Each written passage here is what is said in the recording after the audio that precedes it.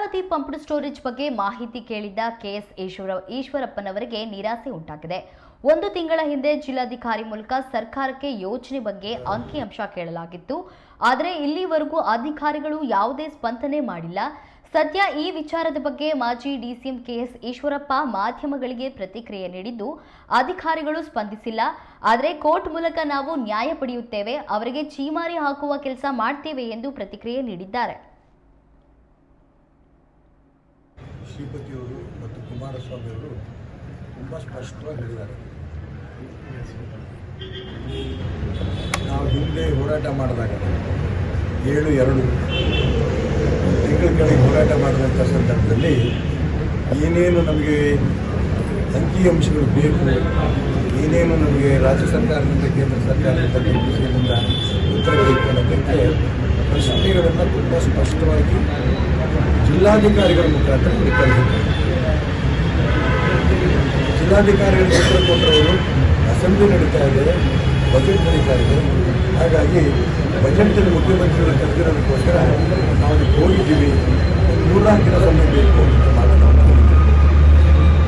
ಇವತ್ತು ಜಿಲ್ಲಾಧಿಕಾರಿಗಳು ಮತ್ತೆ ಪೇಟಿಗೆ ಕರೆದರು, ಅಧಿಕಾರಿಗಳು ಕೂಡ ಬಂದಿದ್ದರು. ಆದರೆ ಎಕ್ಸಿಕ್ಯೂಟಿವ್ ಇಂಜಿನಿಯರ್ ಒಬ್ಬರು ಕಳಿಸಿದ್ದಾರೆ, ಮೇಲಿನ ಅಧಿಕಾರಿಗಳು ಯಾರು ಬಂದಿಲ್ಲ.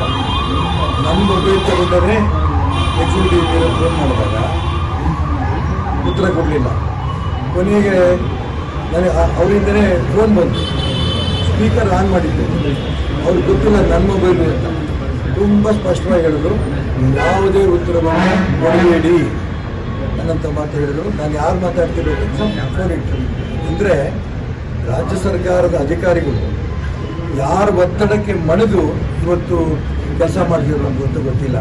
ಅಷ್ಟೊಂದಿಗೆ ಅಡ್ವೊಕೇಟ್ ಮುಖಾಂತರ ಇವ್ರು ಯಾವ ರೀತಿ ನಮಗೆ ಅನ್ಯಾಯ ಮಾಡ್ತಿದ್ದಾರೆ, ಮೋಸ ಮಾಡ್ತಾರೆ, ಉತ್ತರ ಕೊಟ್ಟಿಲ್ಲ, ಅದು ಕೂಡ ಏನು ಉತ್ತರವನ್ನು ಕೊಡಬೇಡಿ ಅನ್ನೋಂಥ ಅಂಶವನ್ನು ಅವರು ಅಧಿಕಾರಿಗಳು ಹೇಳಿದ್ದಾರೆ.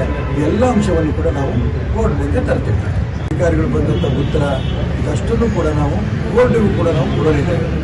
ಕೆಪಿಸಿಎಲ್ ಅಧಿಕಾರಿಗಳು ಯಾವ ರೀತಿ ಅನ್ಯಾಯ ಮಾಡ್ತಿದ್ದಾರೆ ಅನ್ನೋಂಥ ಅಂಶವನ್ನು ಕೋರ್ಟಿಗೆ ಕೊಟ್ಟು ಕೋರ್ಟ್ ಮುಖಾಂತರನೇ ನಾವು ಅವರಿಗೆ ಸರಿಯಾದ ಶಿಕ್ಷೆ ಕೊಡೋಂಥ ವ್ಯವಸ್ಥೆ ಮಾಡಿಸ್ಬೇಕಾಗುತ್ತೆ ಅನ್ನೋ ಮಾತನ್ನು ಚೀಮಾರಿಗಾಗಲೇ ಹಾಕಿದ್ದಾರೆ. ಮೊನ್ನೆ 10/3/26ಕ್ಕೆ ಈಗ ಡೇಟ್ ಕೊಟ್ಟಿದ್ದಾರೆ. 10/6 ಕೊಟ್ಟಿದ್ದಾರೆ. 13ರಲ್ಲಿ ಒಂದು ಇದು ಕೊಟ್ಟಿದ್ದಾರೆ.